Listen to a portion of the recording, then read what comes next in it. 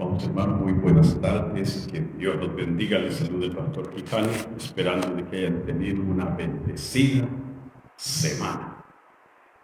Vamos a entrar al mensaje de esta tarde. Les bendigo en el amor de Cristo y cada uno de los que Dios ha elegido para este día reciban una bendición especial del Señor. Porque Dios traerá consuelo, traerá gozo para cada uno de nosotros. Vamos a orar.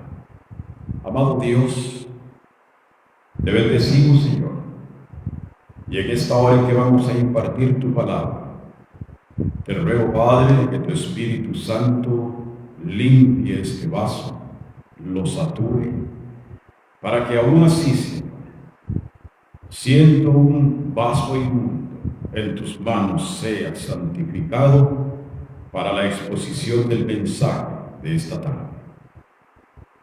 Que, oh Dios, tu palabra sea recibida con gozo, con aliento, con ánimo, porque este día, Señor, quieres levantar nuestro corazón decaído, quieres levantar el ánimo de todo aquel que piensa que no hay esperanza.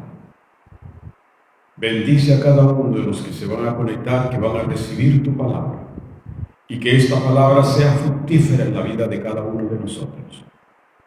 Padre, en tus manos me encomiendo, dándote las gracias, Señor, en el nombre de Cristo Jesús. Amén. Bien, amados hermanos, el tema del mensaje, ¿sabe cuál es? De gusano a una arma de guerra. Fíjense, es el tema. De gusano a una arma de guerra. Estaremos leyendo en Isaías capítulo 41, versículo 15 y 16. Nos menciona, y cuando el profeta lleva el mensaje al pueblo, vea, esta es la primera etapa. Cuando Dios le dice a Ezequiel, dile a Jerusalén que se acuerde cuando la encontré tirada en el campo con sangre toda sucia, con el ombligo pegado. Y para usted y para mí, Dios nos dice que no nos olvidemos de dónde nos sacó, en qué condiciones estábamos, que nadie daba 5 centavos por nosotros. Y Dios nos hace el recordatorio. Aquí le hace el recordatorio al pueblo. ¿Dónde la encontré? Toda sucia, toda sangrada. ¿Y sabe por qué? Porque los babilonios, cuando había entre el pueblo que tomaban como esclavos, si había gente que tenía dificultades o que tenía defectos físicos, niños, mujeres y hombres, no se los llevaban, los dejaban en el desierto para que fueran comida de las bestias. No, los babilonios no andaban cargando, vamos a decir así, con gente que tenía problemas físicos. No, ellos querían solo gente buena para ponerlos a pelear. Y por eso Dios le dice al profeta, diles y entrégales este mensaje.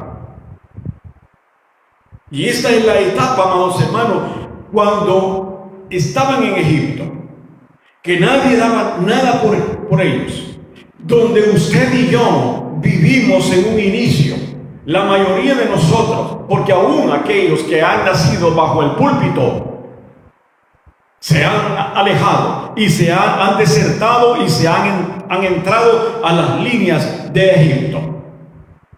Entonces, para nosotros en esta tarde es el recordatorio. Y dije, esta es la primera etapa. Cuando Dios le dice, ya te olvidaste cómo te encontraba, cómo estabas en el desierto, allí abandonada, que nadie daba nada por ti. La segunda etapa es capítulo 16, versículo del 7 al 14, cuando dice, y creciste, ya no eres una bebé, te hiciste hermosa, te creció el cabello, y Dios lo pone más gráficamente, porque dice: vi que tus cabellos y tus pechos habían crecido. La está poniendo como una doncella, como una niña de 18 años, ¿verdad? Y entré en pacto contigo. Fue cuando Dios le dio al pueblo la ley en el monte Sinaí. Entré en pacto contigo, me comprometí contigo. Y esa es la segunda etapa.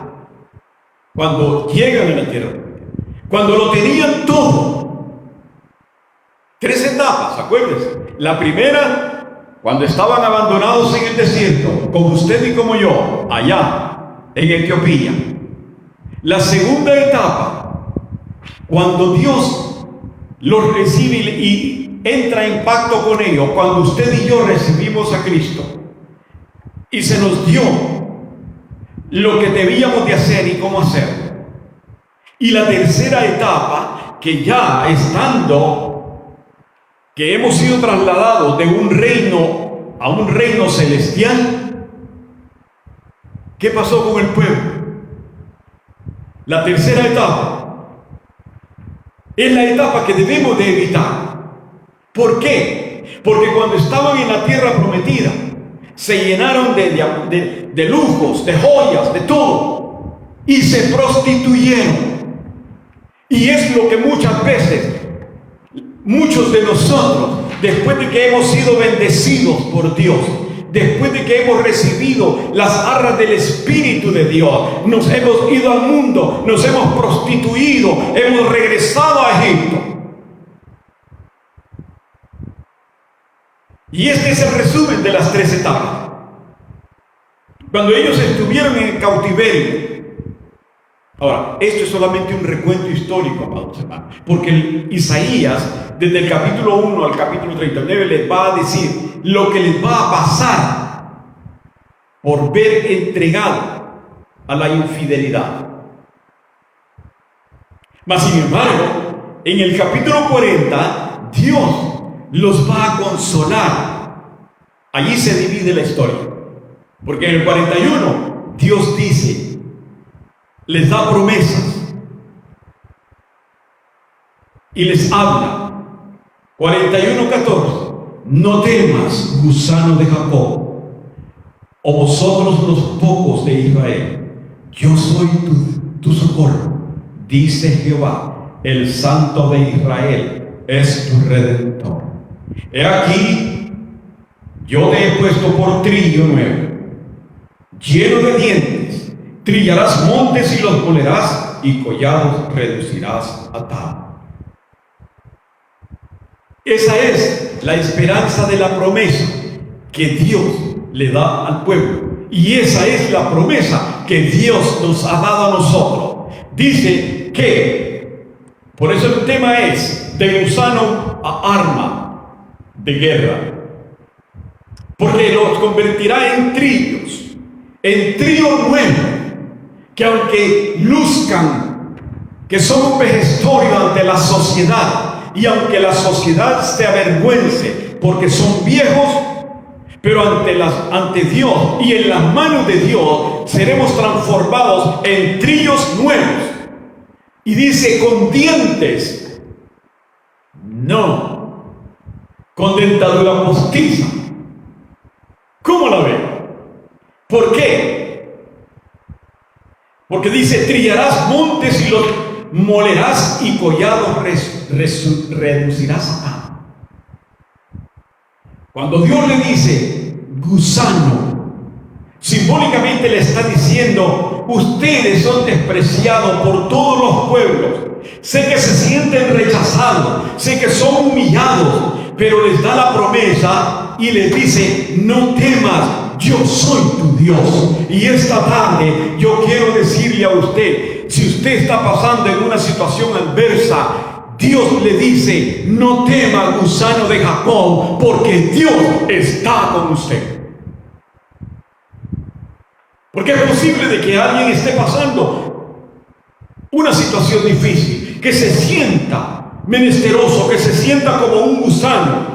como dice, que ni las azucenas le huelen, que sienta que todo el mundo lo quiere aplastar, que sienta temor. Y esto es lo que primero que le voy a enseñar en esta tarde. Todos pasamos por un tiempo de gusano. No le estoy diciendo gusano a usted. Literalmente le estoy diciendo de que todos estamos pasando o hemos pasado por situaciones adversas donde nosotros necesitamos la manifestación de Dios en nuestra vida. Todos hemos pasado por situaciones difíciles. Por lo tanto, amados hermanos, nos sentimos solos, nos sentimos abandonados, nos sentimos inseguros. No hay quien que no haya experimentado una situación singular, que se siente como un gusano. Yo me he sentido así. Yo no le vengo a presumir. Yo soy uno de los que se ha sentido así. Al ver a los lados aquellos que se decían ser amigos, aquellos hermanos en la fe, que supuestamente no dicen le amo en el amor del Señor, no, ellos dicen le aprecio, porque esa es la enseñanza que les han dado, que a los hermanos no se les ama, se les aprecia, se les estima. Vea usted. Entonces, al ver a los lados aquellas personas que me decían estoy con usted, vamos adelante, después que se me movió el tapete, se desaparecieron.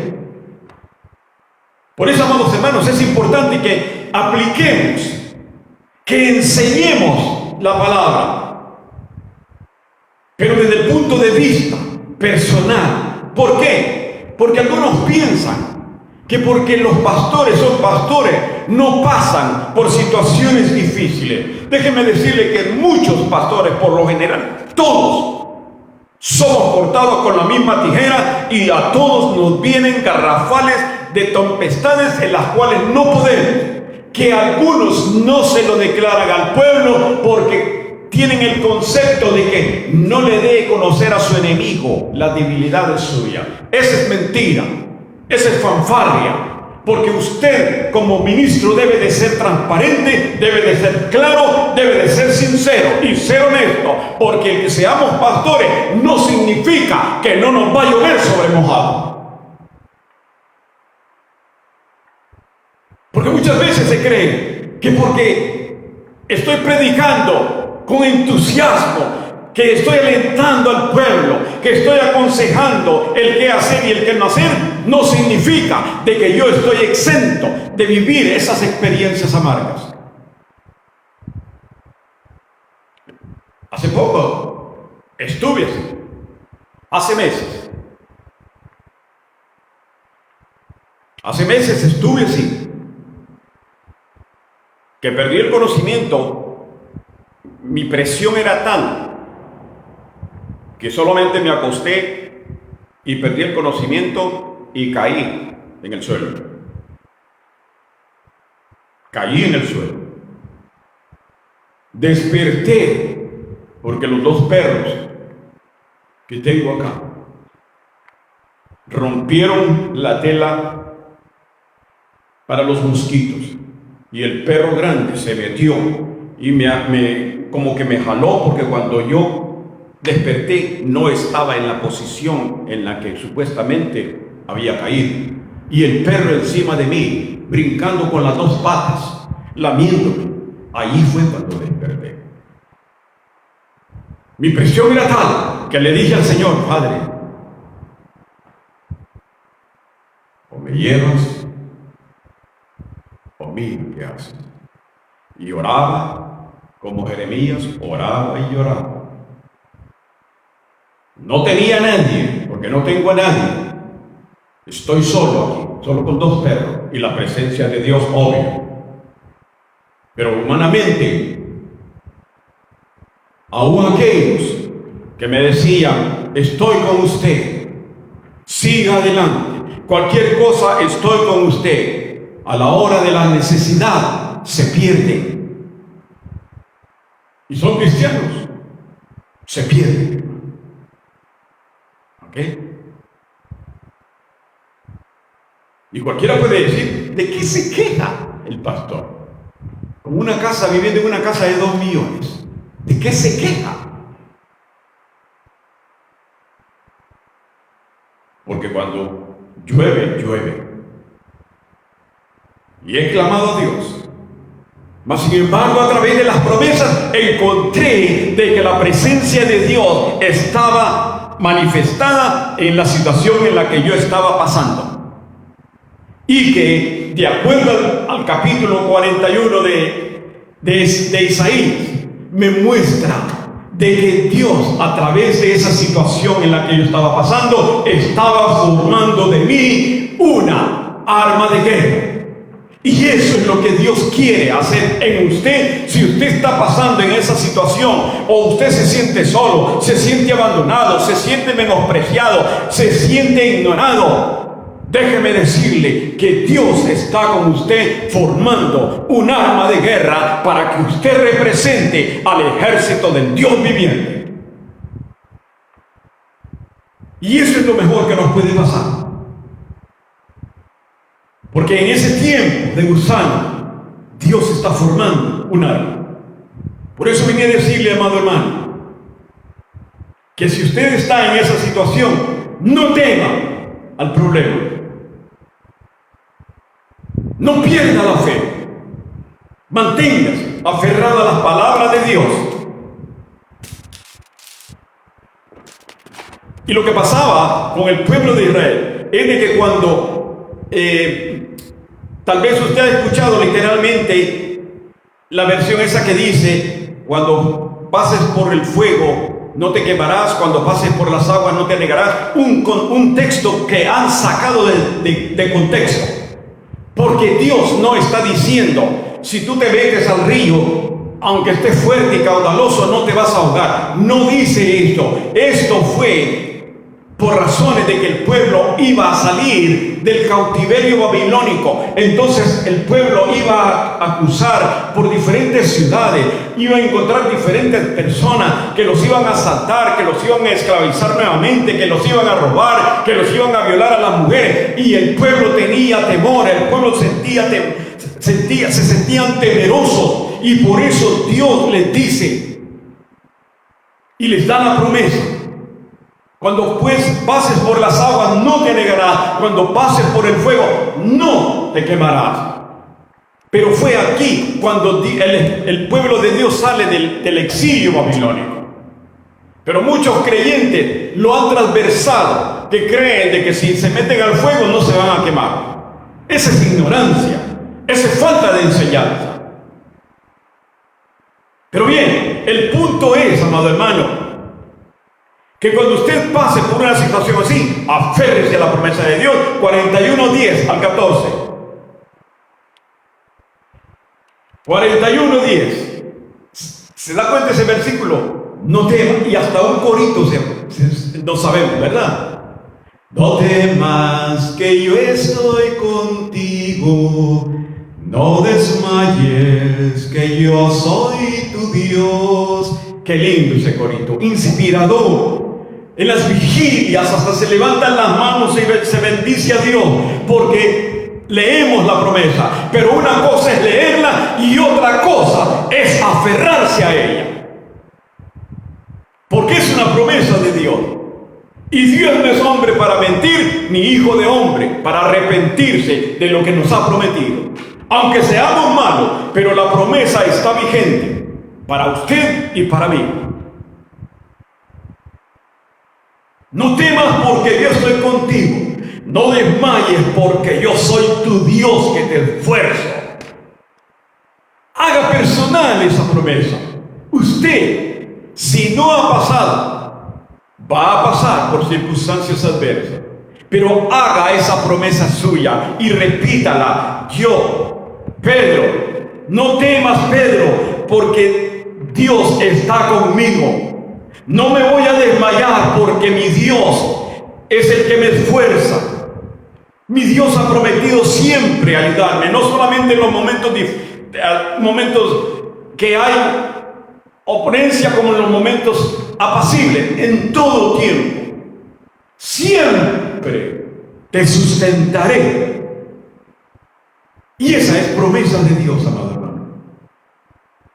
Porque le digo, ellos se sentían así, se sentían como gusanos, se sentían menospreciados. Pero algo que tenemos que hacer es declarar la palabra de Dios, es declarar el rema. Haga suyo ese capítulo, haga suya esa promesa, porque es real, está vigente en el 2024, está vigente para su vida y para la mía. No desmaye, porque Dios está con usted. Aunque así sus familiares, los hermanos de la congregación lo miren a usted como que usted es un bastardo, no se preocupe, que la presencia de Dios está en usted a través de la promesa. Siempre te sustentaré con la diestra de mi justicia. Pero declare la palabra. Y la segunda cosa que necesito dejarle en esta tarde es que después de pasar ese proceso de gusano, Dios va a formar en usted un arma de guerra. Porque el versículo 15 dice: he aquí, yo te he puesto por trillo nuevo, no usado, no oxidado. Trillo nuevo, lleno de dientes, sin placas postizas. ¿Por qué? Porque es como tenedor, como un trinche para levantar el heno, para levantar el trigo. Y lo levantaban y lo sacudían, y se llevaba el viento, se llevaba lo que no servía. Y eso es lo que Dios está formando en cada uno de nosotros cuando pasamos por esos momentos difíciles. Y dice: lleno de dientes, trillarás montes y los molerás, y collados reducirás a tamo. Y el 16 dice: los aventarás, fíjese, y los llevará el viento, y los esparcirá el torbellino, pero tú te regocijarás en Jehová, te gloriarás en el Santo de Israel. Pero hay que pasar por ese proceso, porque usted y yo tenemos que ser metidos al fuego y ser retorcidos como el bronce bruñido. Tenemos que soportar. Esas son palabras poderosas de Dios, amado hermano. Para todo aquel, cuando el Señor le dice simbólicamente gusano, le estaba diciendo despreciado. Son muchos los problemas que nos agobian. Y Dios lo sabe. Pero Dios dice: pero yo voy a hacer de ti un arma de guerra, voy a hacer de ti un trillo. La enseñanza de este verso, amados hermanos, es que después de que pasemos por el fuego, vamos a estar capacitados para enfrentar cualquier problema, porque toda arma debe de ser pasada por fuego. Toda arma, para que rinda, para que esté consistente, para que esté templada, debe de estar dentro del fuego. ¿Ok? Un ejemplo bíblico: David. Saúl y su ejército no habían vivido experiencias como para confrontar el problema que tenían al frente, que era Goliat. Pero David, un hombre que no le tuvo miedo al problema. Los demás sí, porque no habían pasado por esa experiencia, pero David no, porque David dijo: Jehová, que me ha librado de las garras del oso y del león, cuando pensé que no podía y que me sentí indefenso, Dios me mostró que con su fuerza yo todo lo puedo en Cristo que me fortalece. ¿Por qué? Porque ya pasamos, ya nos arrastramos como un vil gusano, que la gente quería aplastarnos, la gente quería murmurar de nosotros y algunos murmuraron, nos criticaron, nos vituperaron, pero no se daban cuenta de que lo que Dios estaba haciendo con usted y conmigo es formando un arma de guerra.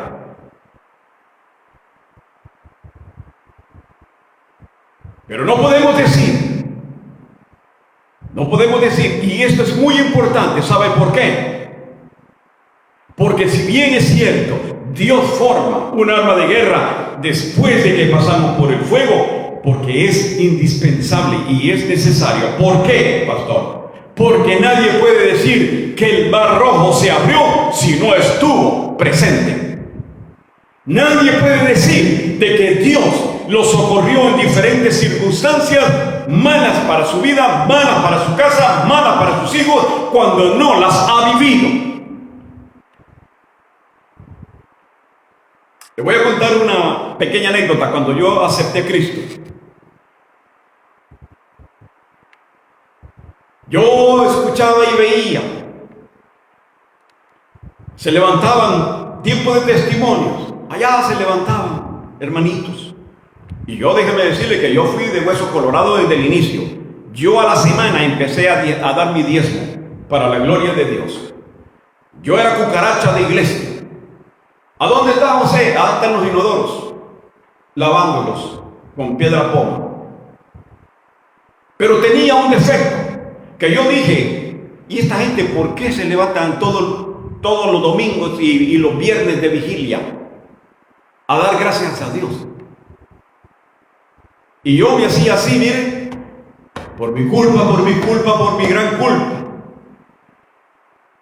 Porque yo decía, yo no he estado en la cárcel, yo nunca he sido drogadicto, yo nunca he matado a nadie, yo me consideraba bueno. Papá, ¿para qué le cuento? Esa noche de vigilia, no, antes de la vigilia, como yo era vanidoso, ya no, porque ya no tengo ni pelo. Yo me acostaba y antes de acostarme me peinaba con un trío, con un gancho, un tenedor de estos de los que usaban los morenos, porque mi pelo era afro. Y me veía el espejo. Qué bonito soy, cómo me gustó. Todas las noches, en la mañana, lo primero que hacía antes de lavarme, me sentaba. Y como el espejo me tocaba enfrente, allí volvía. ¿Qué me sucedió esa mañana? Que cuando yo meto el trinche en mi pelo, siento una bomba en toda mi cabeza, todo mi cuero cabelludo estaba podrido por dentro. Y es como cuando usted agarra un mango podrido y lo aprieta y sale. Así me salía a mí mi cuero cabelludo. Me preocupé. Me fui a la Kaiser, al hospital, y me dijo el médico, es que lo orinó una araña de caballo. La realidad del médico, lo orinó una araña de caballo. ¿Y qué pasó? Que le vamos a hacer cirugía. Le vamos a poner una inyección, le vamos a hacer cirugía el lunes. ¿Ok? Porque me raparon y me prepararon y el lunes tenía que estar a las 6 de la mañana. Era jueves, bien recuerdo el jueves. Viernes había vigilia. Entonces me presenté a la vigilia, pedí oración y mi pastor oró por mí. El lunes, cuando voy, empieza el médico a tocarme y estaba todo seco. No había ni rastros de la pudrición que tenía debajo del cuero cabelludo de mi cabeza. Y sabe que en ese momentito, cuando oraron por mí, Isaías vino a mi mente de que somos una llaga de los pies hasta la cabeza. Eso transformó mi vida, porque Dios me dijo: ahora sí tienes una razón para darme las gracias. Allí. ¿Por qué le estoy diciendo esto? Porque muchas veces, amados hermanos, nosotros nos constituimos justos, buenos. Pero el Señor nos manda de que si nosotros confiamos en su promesa, no debemos de tenerle miedo. Porque recuerde que antes de nosotros fueron muchos los que sufrieron, los discípulos, la iglesia naciente, todos padecieron persecución. Pablo, todo lo que Pablo sufrió. Mas sin embargo, cuando Pablo escribe Romanos capítulo 8, versículo 28, dice: todas las cosas les ayudan a bien a aquellos a los que Dios ama, a los que con un propósito son llamados. Y usted, varón, usted, hermana, usted es llamado por Dios para buenas obras, para que le bendiga, para que le glorifique, para que usted sea un conquistador de almas en este mundo. Por eso vine a decir: todos hemos pasado.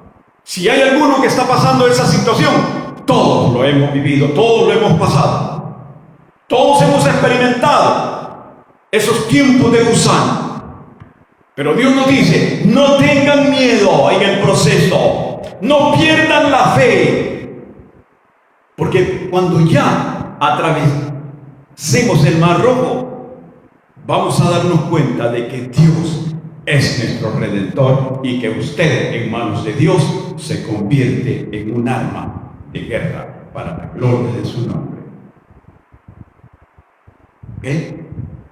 Pero mantenga la fe, no la pierda. Pero sí una cosa: no podemos decir, amados hermanos, que tenemos fe si nuestra fe no es probada, porque alguien dijo: la fe que no es probada es una fe en la que no se puede confiar. La fe como el oro tiene que ser probada. ¿Metiéndolo al freezer? No, metiéndolo a la candela. Entre más candela recibe, más se purifica. Y eso es lo que Dios quiere hacer de nosotros: una arma de guerra templada, que no se quiebre en los momentos más difíciles. Y eso está haciendo en usted y está formando en mí. Dios le prometió a José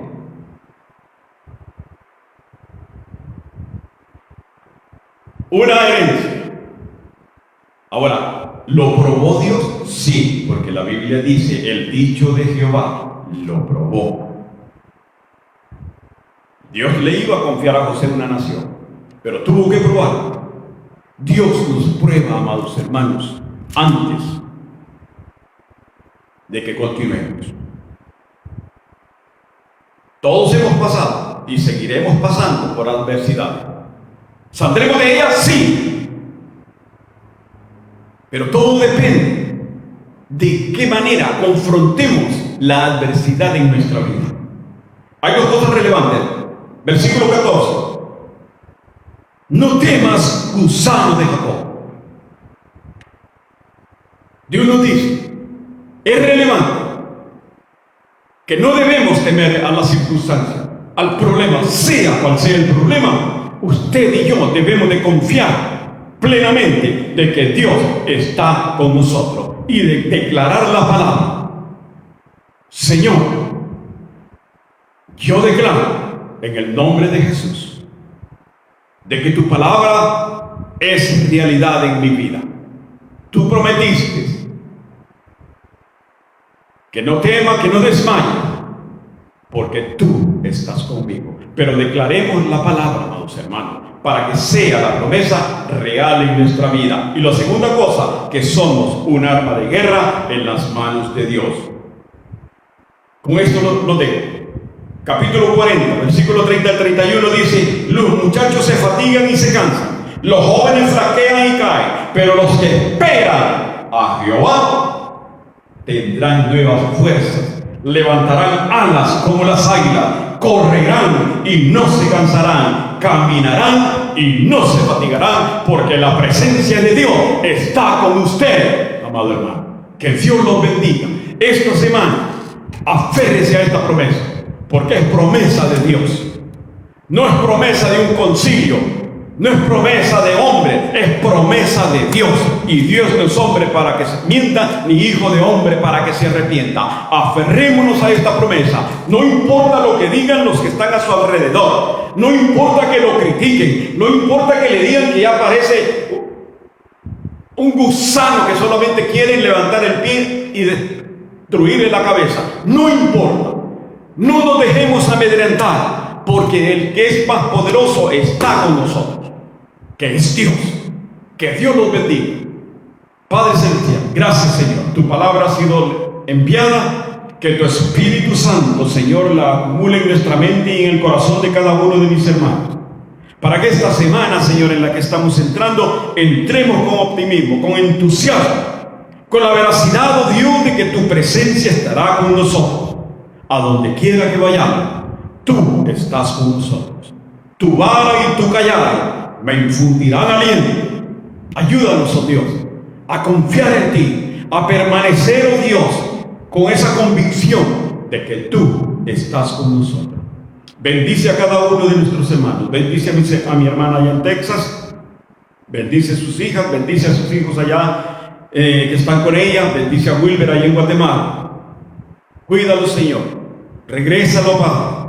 Regrésalo, Señor. Tú sabes que ha sido instruido con tu palabra a través de su madre y de su abuela. Tráelo, Padre, de regreso. Bendice, Señor, a Marisol.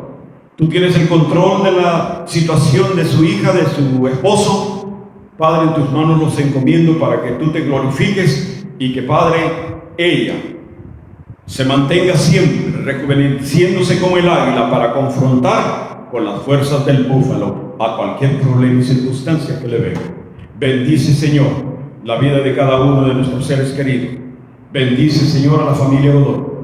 Padre, tú conoces su situación. Tú conoces, oh Dios, que es menester las determinaciones de tu hija, Señor. La pongo en tus manos y te ruego en el nombre de Cristo que tú pongas paz, pongas quietud, pero que le des fuerza, Señor, y que le des valentía para mantenerse resistiendo, mi Dios, en este tiempo de prueba. Bendice a sus hijos y guárdalos con salud.